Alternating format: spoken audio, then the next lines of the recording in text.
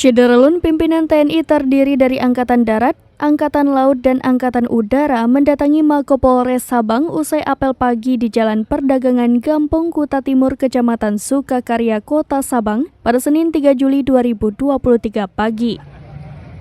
Dalam kunjungan kejutan kali ini hadir diantaranya Dan Guskamla Koarmada 1 Sabang diwakili Paban Anef Sintel Guskamla Koarmada 1, Letkol Laut Severson,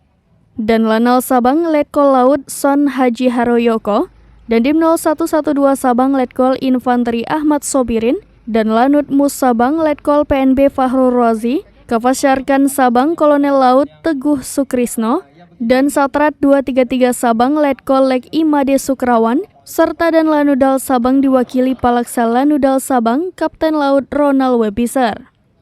Kehadiran pimpinan 3 Matra TNI Kota Sabang untuk memberikan surprise atau kejutan ucapan selamat Hari Bayangkara ke-77 dan penyerahan kue ulang tahun untuk Kapolres Sabang AKBP Erwan.